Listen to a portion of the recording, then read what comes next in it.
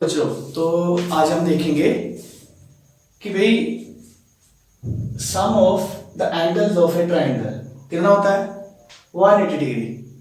ऐसा क्यों होता है कि ट्राइंगल के तीनों एंगल का सम 180 हो। ठीक है, तो अभी हम देखते हैं। तो मान लो हमारे पास एक ट्राइंगल है ए बी सी और इसके एंगल कौन कौन से हैं। एंगल पॉइंट ए पे एंगल 1, यहाँ एंगल 2 और यह एंगल 3। तो अभी हम ये देखेंगे कि angle 1 plus angle 2 plus angle 3 तीनों का सम करें कितना आंसर आए 180।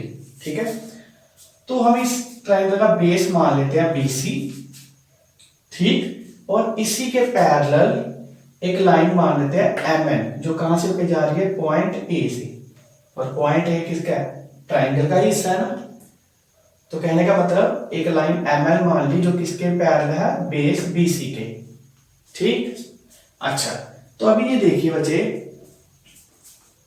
अगर हम ये वाली साइड देखें MABC तो ये कैसा मिल रहा है आपको, इस तरीके से, ऐसा ही है। तो इन एंगल्स को क्या कहते हैं हम, अल्टरनेट इंटीरियर एंगल्स। ठीक है, तो अगर ये अल्टरनेट इंटीरियर एंगल है तो आपको पता है ये दोनों एंगल्स क्या होते हैं, सेम। तो इसी के अकॉर्डिंग अगर बच्चे ये एंगल 2 है तो ये भी एंगल कितना होगा, हाँ बिल्कुल ये भी एंगल कितना होगा, एंगल 2। ठीक, तो इसीलिए एंगल MAB किसके इक्वल हो जाएगा, एंगल 2 के। तो यहां पर कौन सी प्रॉपर्टी लग रही है, अल्टरनेट इंटीरियर एंगल्स की। ठीक है, MABC तो ये MA हो गया, AB हो गया, BC हो गया। तो जितना ये एंगल होगा उतना ही ये एंगल।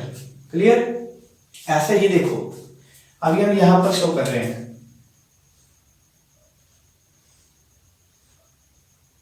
तो ये भी क्या है, अगेन अल्टरनेट इंटीरियर एंगल, दोनों के आगे इक्वल। तो यहां पर कौन कौन से अल्टरनेट इंटीरियर एंगल, ये 3 यहां से चलते हुए, अगर ये एंगल 3 है तो ये भी कितना होगा, एंगल 3।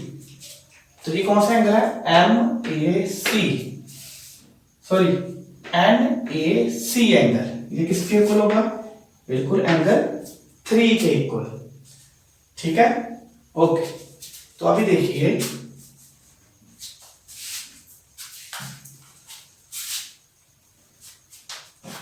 इन तीनों एंगल का सम कर देते हैं, angle 2 plus angle 1 plus angle 3। इसे आप ऐसे भी रीअरेंज करके लिख सकते हो, angle 1 plus angle 2 plus angle 3। ये क्या बना रहे हैं, अगर आप ध्यान से देखो बच्चे, ये क्या बना रहा है, एक लीनियर पेयर है ना। तो angle 1 plus angle 2 plus angle 3 will form a linear pair. और लीनियर पेयर में क्या होता है, sum of the angles of a linear pair किसके इक्वल होता है, 180 के। ठीक है ना, तो क्योंकि ये लीनियर पेयर बना रहे हैं और हमें पता है कि लीनियर पेयर के जो एंगल का सम होता है वो कितना था, 180। तो angle 1 plus angle 2 plus angle 3 किसके इक्वल हो जाएगा, 180 के। तो यहां से प्रूव हो गया कि ट्राइंगल के तीनों एंगल का सम कितना होता है, 180।